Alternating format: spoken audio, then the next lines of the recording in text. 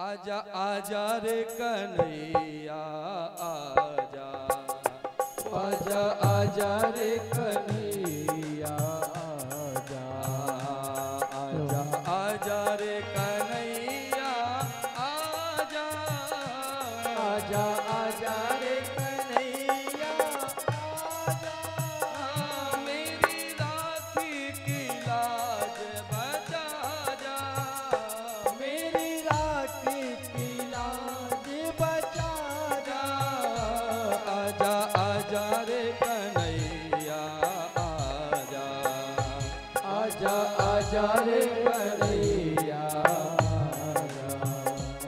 हरि हरि बोल श्री राम।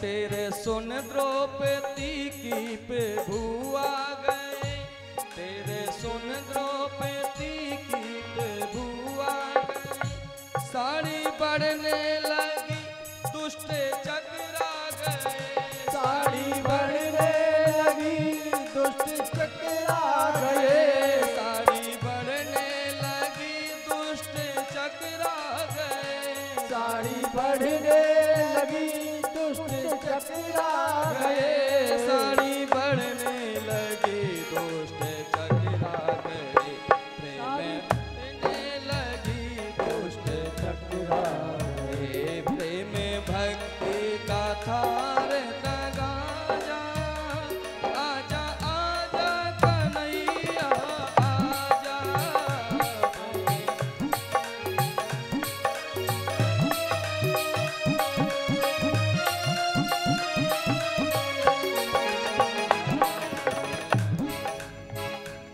आज रोवे सभा में खड़ी द्रौपदी, आज रोवे सभा में खड़ी द्रौपदी, आज रोवे सभा में खड़ी द्रौपदी, आज रोवे सभा में खड़ी द्रौपदी, मस्तक नीचे किए बैठे पांचों पति, मस्तक नीचे किए बैठे पांचों पति, मस्तक नीचे किए बैठे पांचों पति, मस्तक नीचे किए बैठे पांचों पति, मस्तक नीचे किए बैठे पांचों पति, मस्तक नीचे किए बैठे पांचों पति, मेरी राखी की लाज बचा जा, आजा आजा कन्हैया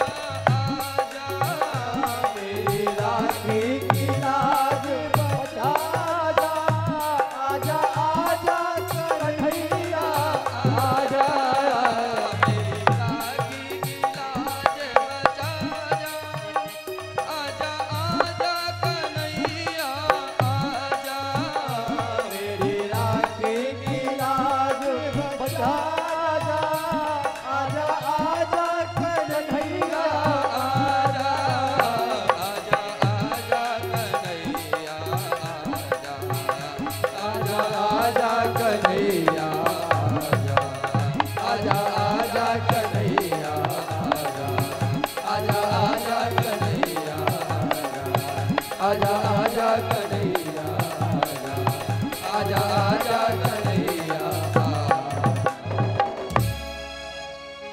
को राखे साइया, मार सके ना कोई, और बाल न बांका कर सके जो जग बैरी हो। जगन्नाथ का भक्त कभी उदास नहीं हो सकता। आज भगवान वस्त्रावतार धारण करके और महाराज भगवान स्वयं द्रौपदी की सभा में प्रकट हुए। भगवान ने क्यों यह द्रौपदी पे कृपा की, क्यों करुणा की? जब भगवान ने शिशुपाल का वध किया तो भगवान की उंगली में चोट लग गई थी, चोट लग गई थी, रक्त बहने लगा था। रानी पटरानी दौड़ी दौड़ी महाराज भागी और वस्त्र की खोज में निकल पड़ी।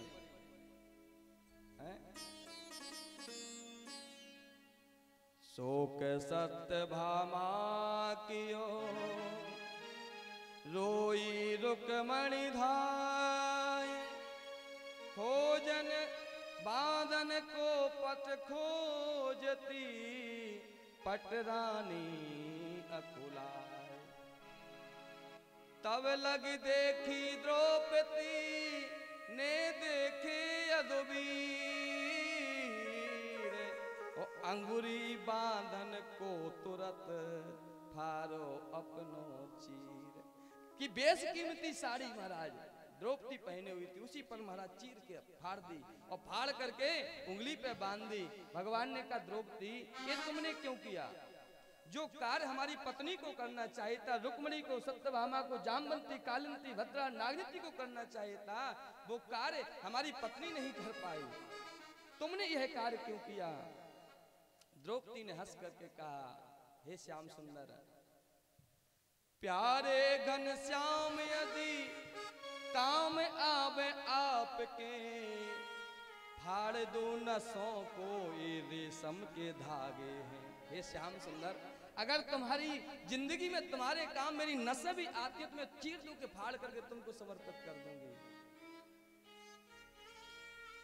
वो धागे हैं अभागे जो बड़े नहीं आगे, भाग उन्हीं के जागे जो अंगुरी फैलागे। उन धागों की किस्मत थी, उन धागों का भाग्य था, सौभाग्य था, वो साड़ी में से नहीं रहना चाहते, उस साड़ी से भाग करके क्रू आपकी अंगुली पर लग गए, इनका सौभाग्य था।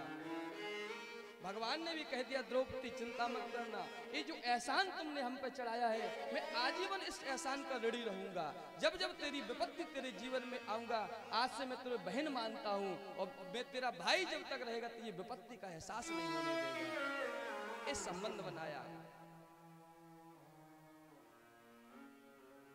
रहेगा याद जीवन में न तुमको मैं भुलाऊंगा, न तुमको मैं भुलाऊंगा। रहेगा याद जीवन में न तुमको मैं भुलाऊंगा, न तुमको मैं भुलाऊंगा। समय पर द्रौपदी, समय पर देखना तो मैं तुम्हारे काम आऊंगा, तुम्हारे काम आऊंगा, तुम्हारे काम।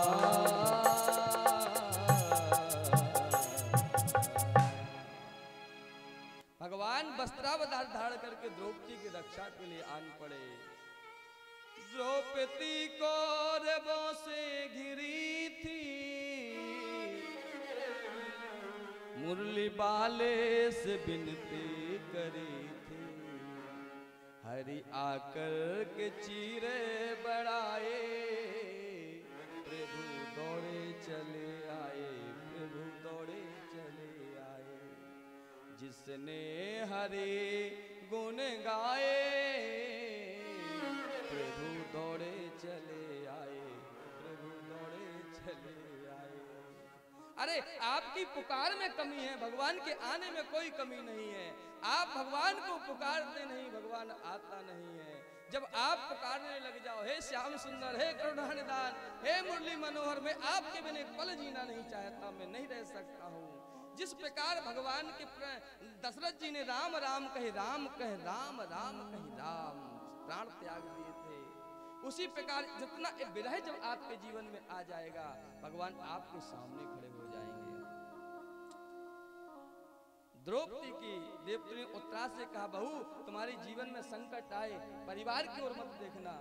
उत्तरा ने भी दोनों हाथ उठा दिए, हे करुणा निधान, पाहि पाहि महायोगिन देव देव जगतपते,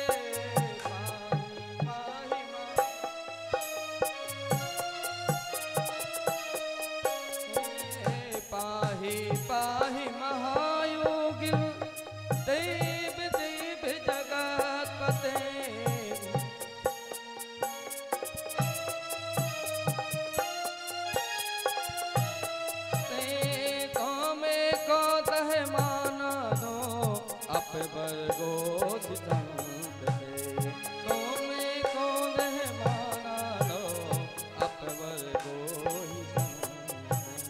पाहि पाहि महायोगी देव देव जगतपते नान्यं तद्भयं पश्ये यत् मृत्यु परस्परं यत् मृत्यु परस्परं यत् मृत्यु परस्परं। आज दोनों हाथ उठा दिए, हे पाहि पाहि महायोगी, हे करुणानिधान रक्षा करो। कौन कहता भगवान गर्भ में प्रवेश नहीं करते?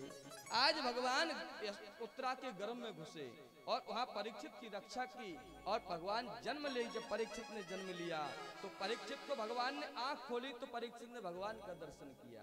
ये है परीक्षित का सौभाग्य। गर्भ में था तो भगवान का दर्शन, और आंख खुली धरती पे आया तो भगवान का दर्शन। बता उस परीक्षित को तक्षक काट सकता है? अकाल मृत्यु होगी? क्या होगा परीक्षित का? भागवत में लिखा है जिसके कुल में एक भगवान का भक्त होता है उसकी 21 पीढ़ियों का उद्धार हो जाता है। 21 पीढ़ियों का उद्धार होता है। प्रहलाद जी इस बात को प्रहलाद जी ने नरसिंह भगवान से कहा है। नरसिंह भगवान ने वरदान दिया, हे प्रहलाद आज से मैं तुमको वरदान देता हूँ, वचन देता हूँ, तुम्हारे कुल में अथवा भक्त जिस कुल में एक भगवान का भक्त उत्पन्न होगा उसकी 21 पीढ़ियों का उद्धार हो जाएगा। और यहाँ परीक्षित का कुल क्या है? देखिए आप थोड़ा विचार करिएगा। परीक्षित और परीक्षित की मां उत्तरा कौन है? भगवान को पुकारा। उत्तरा की सास कौन है? द्रौपदी। द्रौपदी का भी देखा सुना प्रकरण। और द्रौपदी की सास कौन है? कुंती। अभी कुंती की भी चर्चा होगी। और महाराज कुंती के बाद 5 पुत्रों का संबंध देखो, 5 पांडवों का संबंध देखिए। जिन भगवान पांडवों के अर्जुन के घोड़ा को हाँकते थे रथ पर, महाराज अर्जुन के सेनापति भगवान बन गए। ये संबंध भगवान का है, ये संबंध भगवान का है।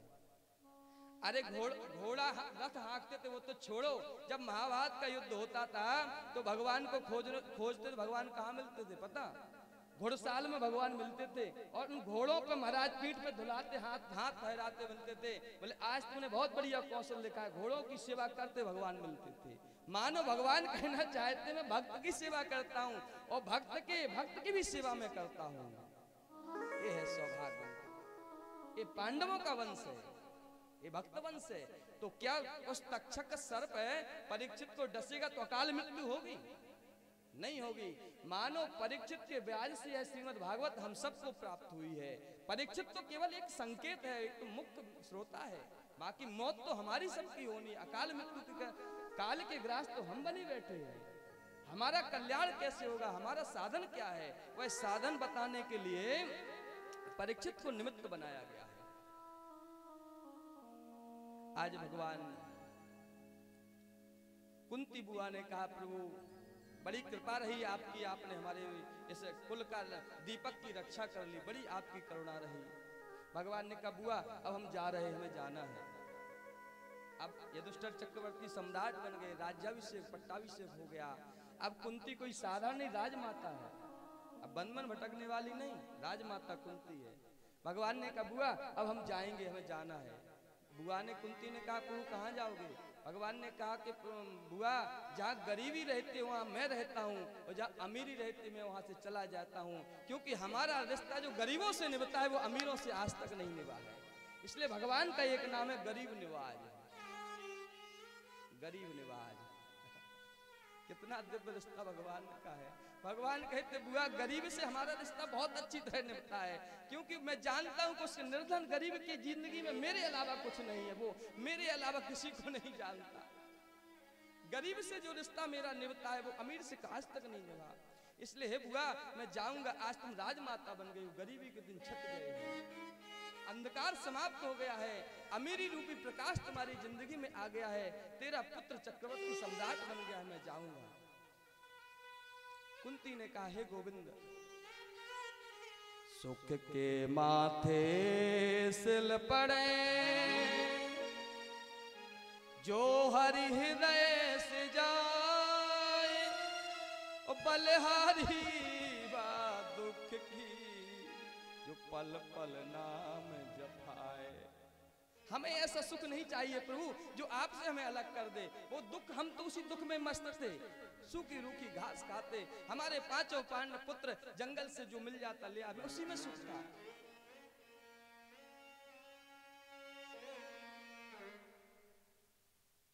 हे प्रभु आप जाइए मत।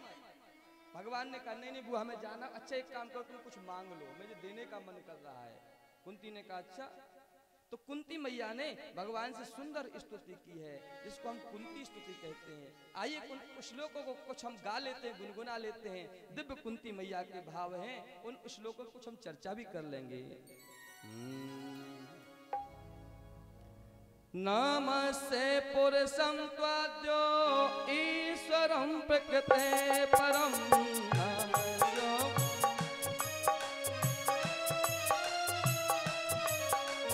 अलक्ष्यं सर्वभूतानां अन्तर्बहिर्वस्थितम्।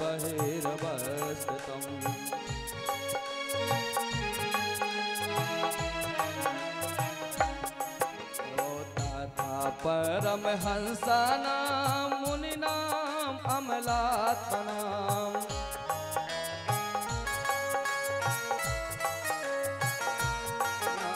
भक्ति योग विधानार्थं कथं पश्येम स्त्रिया, योग विधानार्थं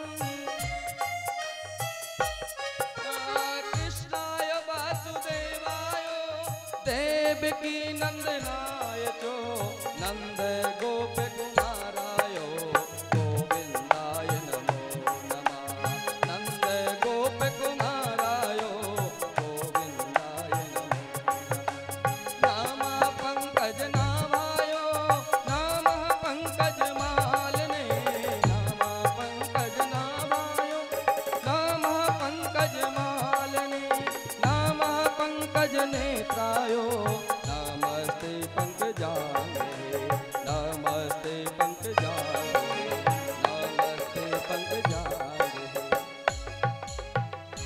कुंती कहती है प्रभु मैं जानता हूं आप कौन हो। कहते हैं नमस्ते पुरुषं त्वाद्यो ईश्वरं प्रकृते परम। आज स्वभाव बदल गया।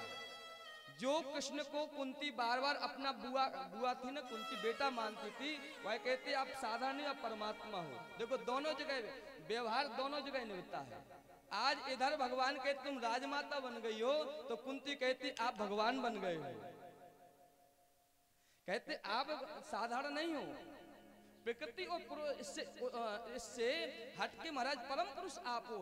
ईश्वरम प्रकृति परम, प्रकृति से परे हो, जो आपको नहीं समझ सकता। और वही कुंती ने भगवान को कितना अनुभव निकटता से किया है। वो आज वही कह रही है कि तुम प्रकृति से परे हो। मैं जानता हूं प्रभु तथा परमहंसा नाम, जो बड़े बड़े अमलात्मा विमलात्मा परमहंस महामुनि इंद्र आपके स्वभाव को नहीं जानता। आप भक्ति योग विधानार्थम, भक्ति योग की स्थापना करने के लिए आप आते हैं। कथम पश्चिम स्त्रिया, मैं स्त्री हूं, मैं कैसे जान सकता हूं आप कौन है, कहां से क्या है। मैं स्त्री जाति कैसे जान सकता हूं। मैं इतना जानती हूं आपको। बोले क्या जानते हुआ।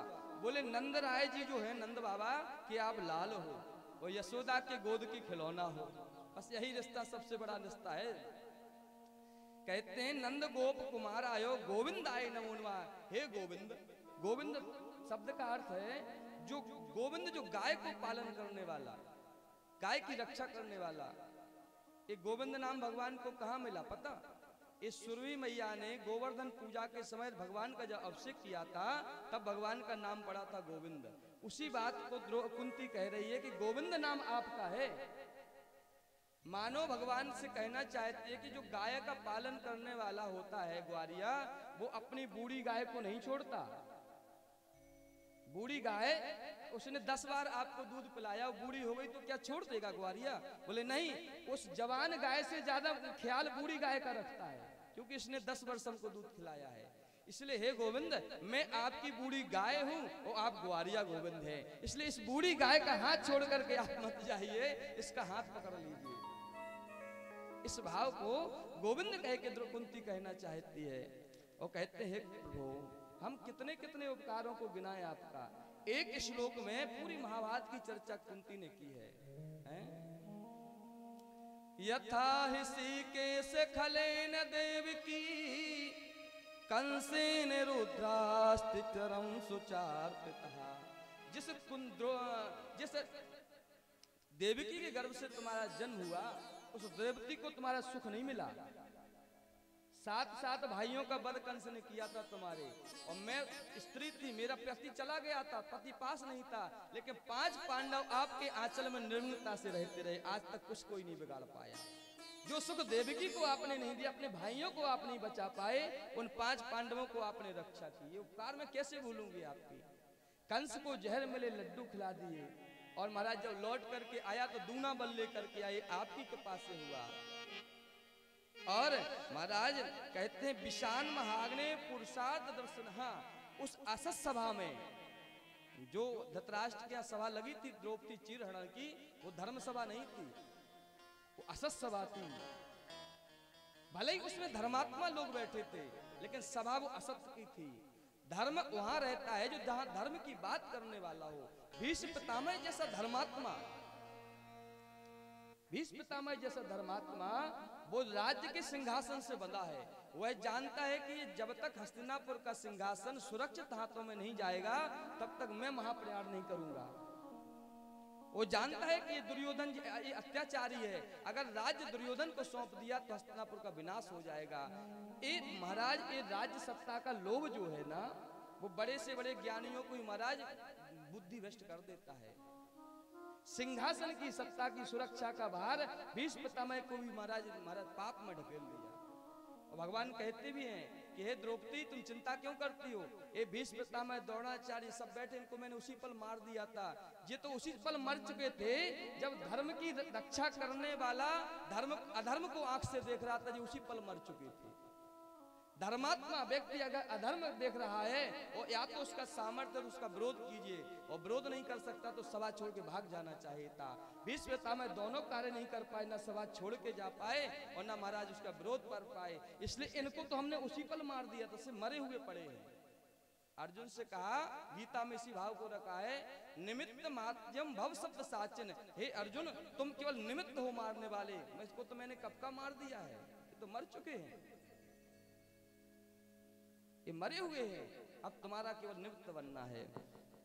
द्रौपदी ने कुंती ने स्तुति की, भगवान ने कहा ये सब बातें छोड़ो, हुआ लेने देने की